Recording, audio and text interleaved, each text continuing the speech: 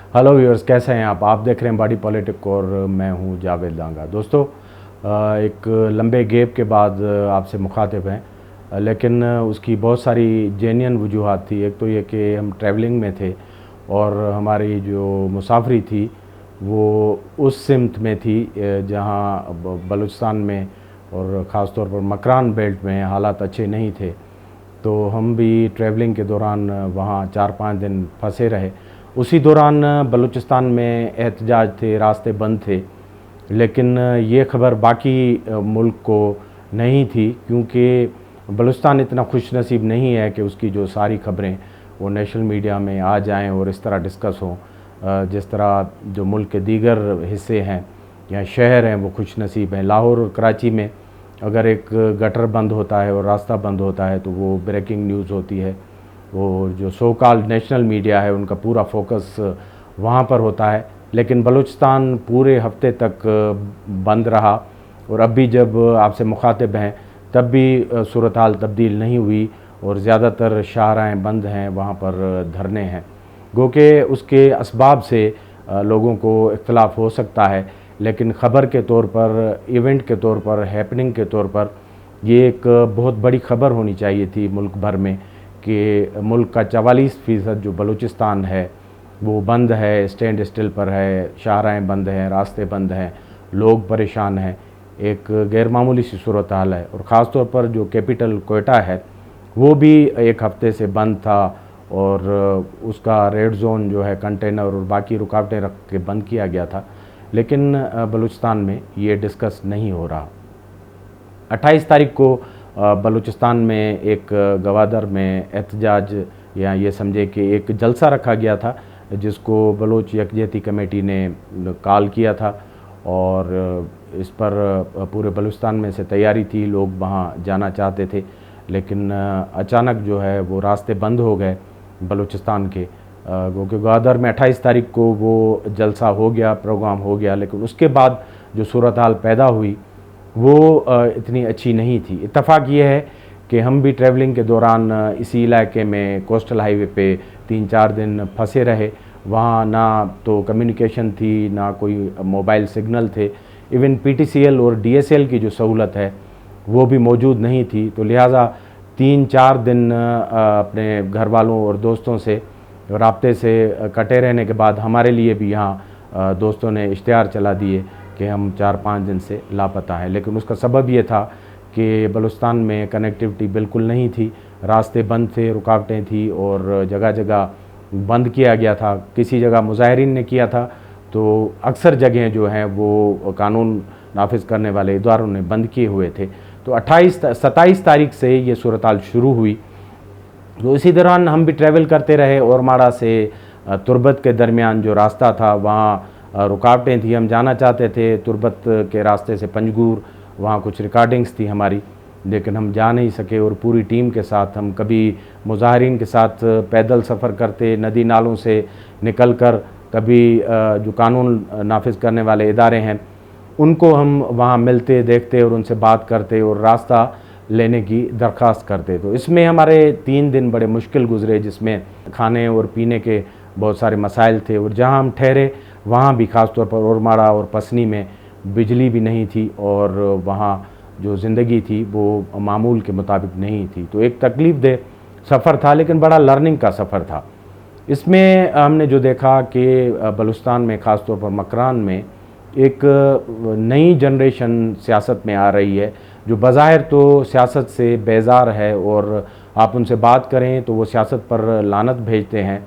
लेकिन उनमें जज्बा और रिज़ाल जो है और एनर्जी वो इंतहा दर्जे की है। वो बहुत गुस्से में हैं, बज़ाहिर वो पुरअमन है और उनके चंद मुतालबात हैं। आपने जिस तरह देखा कि जिस तरह बलूच यकजहती कमेटी ने गवादर में ये कॉल दी थी जलसे की, तो बहुत सारे लोग जो हैं बलूचिस्तान के तूल अर्ज़ से, ख़ास तौर पर बलोच जो इलाके हैं उनसे वहाँ जाना चाहते थे। लेकिन बाद में शायद हुकूमत ने फ़ैसला किया कि लोगों को वहाँ बड़े तादाद में गैदर होने नहीं देंगे, तो रास्ते में रुकावटें आ गई। तो वहाँ जो है वो उनके दौरान झड़पें भी हुई, जो सोशल मीडिया पे तो रिपोर्ट हुई लेकिन मास मीडिया उनको इस तरह रिपोर्ट नहीं कर सका। तो 7 दिन तक ये मराहल इस तरह के चलते रहे। अब ये लम्हा फ़िक्र है कि पाकिस्तान का 44% जो सूबा है एराज़ी के लिहाज से बलूचिस्तान, और काफ़ी अरसे से वो ख़बरों में रहा है, यहाँ पॉलिटिकल अनरेस्ट है, बेचैनी है, बहुत सारे अदवार ऐसे गुज़रे हैं जिसमें बड़े खून रेज झगड़े हुए हैं, तीसरा चौथा फेज़ है हिस्ट्री में, लेकिन बलूचिस्तान का इशू रिज़ाल्व नहीं हो रहा। यहाँ हुकूमतें आई और गईं, लेकिन बलूचिस्तान के जो मसाइल हैं बज़ाहिर वो इस तरह एड्रेस नहीं हो रहे, और ना ही जो हमारा नेशनल डिस्कोर्स है जो मास मीडिया में है या बड़े पैमाने पर है उस पर इस तरह ये डिस्कस होता है। तो ये वक्त के साथ बेचैनी बढ़ रही है। मैंने ज़ाती तौर पर एक सहाफ़ी के तौर पर, क्योंकि हम तो एक फेंस पर बैठे हुए हैं और दोनों तरफ हमारी नज़र है, देखते हैं, इस पूरे जो एपिसोड है 6-7 दिन का, इसमें भी हमें नज़र आया कि एक तरफ अवामुन्नास हैं जो लोअर मिडिल क्लास है और वर्किंग क्लास है बलोचों का, वो इस पूरी तहरीक में हमें नज़र आया, और बहुत सारे गरीब लोग, स्टूडेंट और यंग, और ख़ास तौर पर ये वो जनरेशन है कि 2006 यानी नवाब बुगटी का जो बलूचिस्तान में वाक़ा हुआ था उसके बाद ये जनरेशन ने ग्रो किया है। तो ये इस तरह जो बलूचिस्तान की रिवायती पॉलिटिकल पार्टीज़ के किसी कवर में नहीं रहे, जहाँ तरबियत होती है, जहाँ एक स्टडी सर्कल होते हैं, कारकुनों को सिखाया जाता है, पढ़ाया जाता है। तो आप कह सकते हैं कि ये टर्मोइल और अनरेस्ट में पैदा होने वाली जनरेशन है जिसने रास्तों की बंदिश, एहतजाज, झगड़े, यानी परवेज़ मुशर्रफ के ज़माने से आनवर्ड जो है, उन्होंने एक इज़्तिराब वाले सियासी और समाजी दौर से ये लोग गुज़रे हैं और वहाँ बड़े हुए हैं। तो लिहाजा इनका जो तजुर्बा है वो इसी तरह का है। उन्होंने कोई एक सियासी प्रोसेस नहीं देखा जहाँ पे एक डायलॉग होता है, एक बातचीत होती है या बैठ के बात की जाती है। तो बहुत सारे मुज़ाहिरीन जो हमें नज़र आए गाहे बगाहे रास्ते पे, उनसे जो बातचीत हुई तो वो बड़े गुस्से में थे। इवन सियासत पर वो लान तान भेज रहे थे। अब सियासत पर लान तान उनका इस तरह है कि वो पार्लियामानी सियासत से बेजार थे, और उनके मुताबिक ये कि ये सियासत नताइज नहीं दे रही, और जो नई सियासत है नौजवानों की है, और जिसमें आप लीडिंग रोल बलूचिस्तान में अब ख़वातीन का देख रहे हैं, ये भी एक आल टुगेदर एक नया फिनामिना है बलूचिस्तान की पॉलिटिक्स में कि पहली मरतबा कबायली सोसाइटी में, जहाँ रिवायती तौर पर सरदार, नवाब, वडेरे और उमरा की क़यादत में पॉलिटिक्स चलती है, वहाँ पर लोअर मिडिल क्लास की, वर्किंग क्लास की जो ख़वातीन हैं उनकी क़यादत में पूरी जो तहरीक है वो इवाल्व कर रही है। अगर आप सोशल मीडिया को फॉलो करते हैं तो आपने देखा होगा कि एक दो जो चीदा चीदा ख़वातीन हैं, महारंग और समी बलोच और वगैरह वगैरह, उनके जो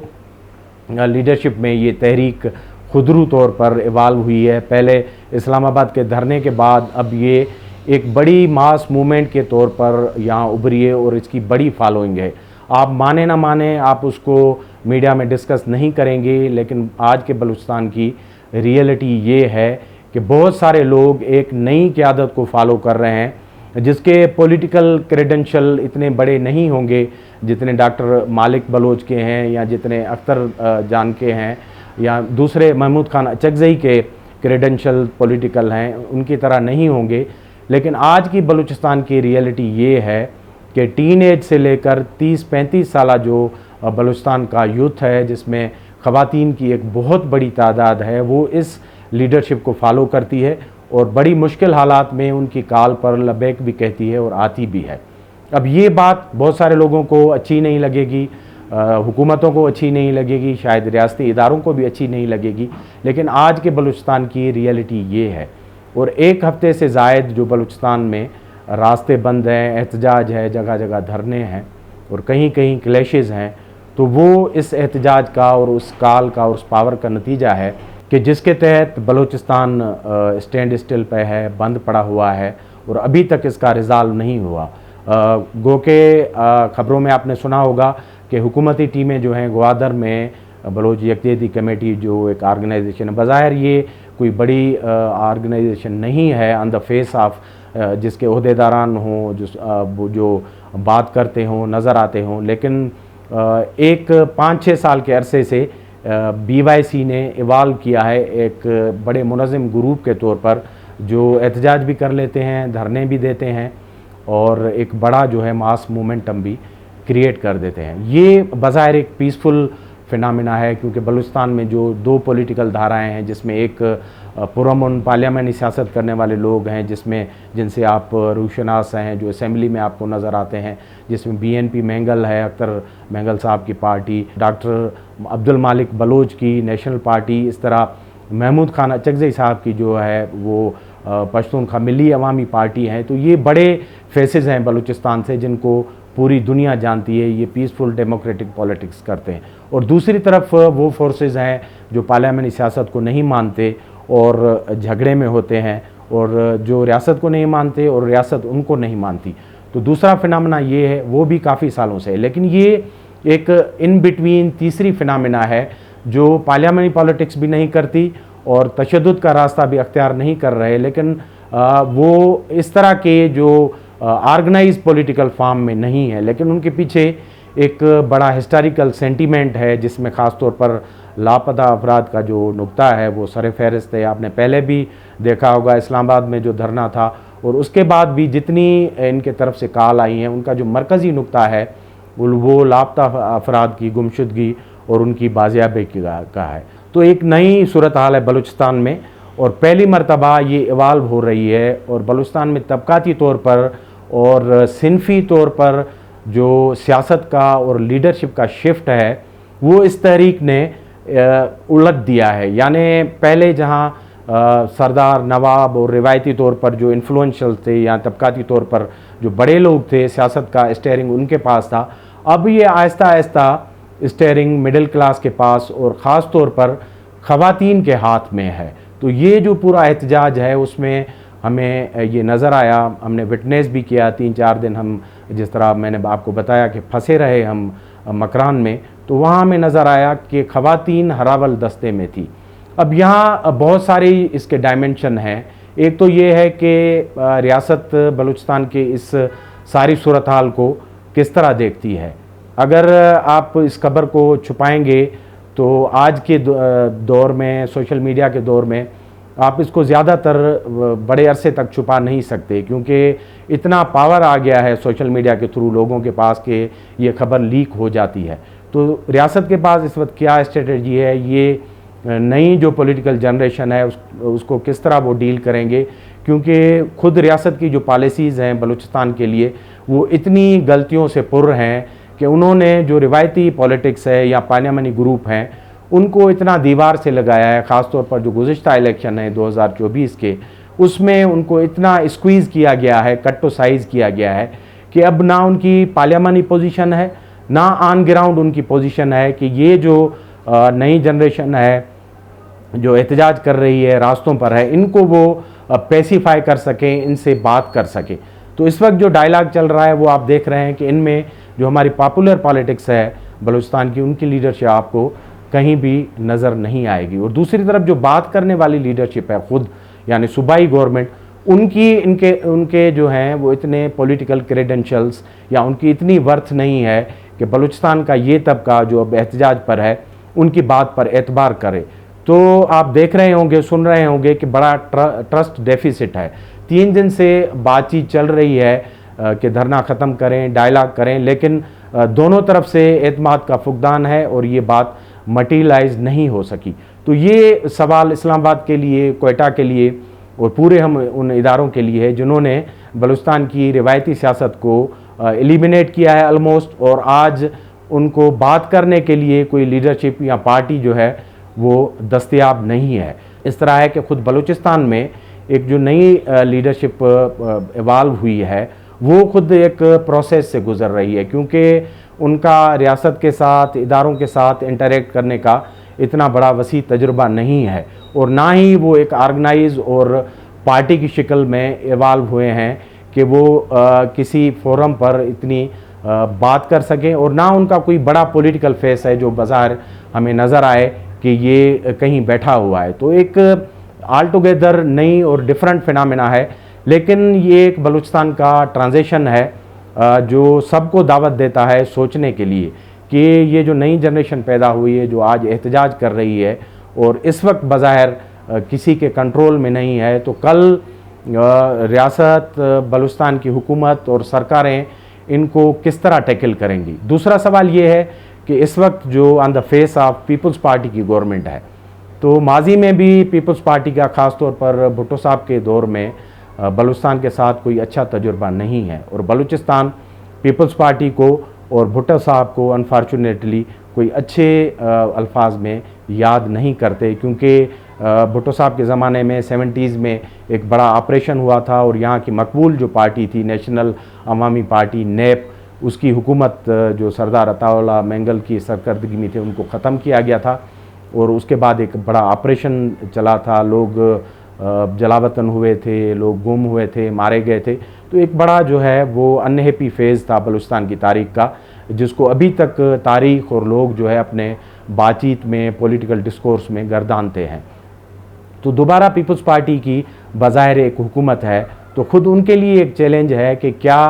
वो एक दोबारा बलूचिस्तान को एक ऐसे फेज़ से गुजारेंगे जहाँ पर सपरेशन होगा, आवाज़ को दबाया जाएगा और इस तरह की सख्ती होगी। सरवाइव कर रहा है तो ख़ुद बलूचिस्तान में आज की जो पीपल्स पार्टी की गवर्नमेंट है और उनकी जो लीडरशिप है, बिलावल और आसिफ जरदारी साहब, उनके लिए एक बड़ा सवाल है कि वो नए बलूचिस्तान के साथ किस तरह डील करेंगे।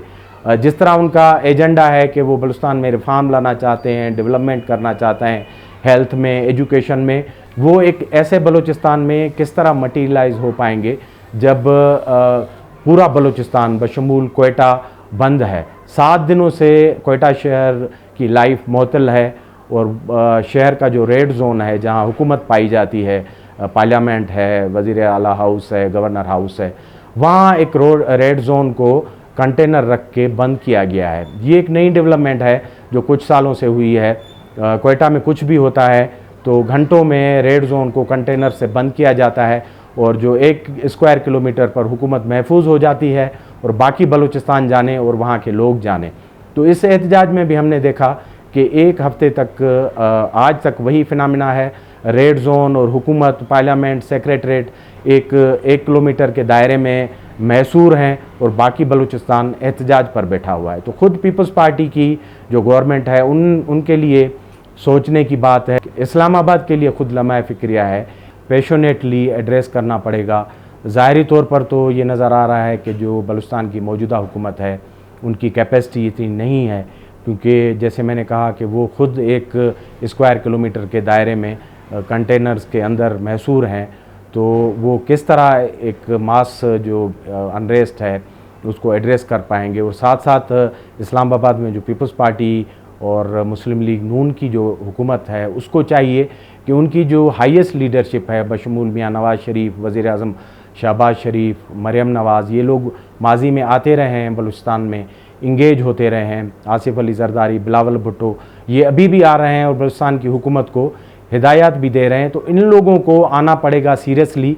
और एक डेमोक्रेटिक सोसाइटी जिस तरह बड़े मुश्किल हालात में, बड़े बड़े कॉन्फ्लिक्ट रेजोल्यूशन में और मसाइल हल करने में एक्सपर्टीज़ रखती हैं, तो इनको भी अपने तजुर्बे और अपने जो अख्तियारात हैं उनको इस्तेमाल करते हुए आज के बलूचिस्तान को और इस एहतजाज को एड्रेस करना पड़ेगा। क्योंकि अगर आप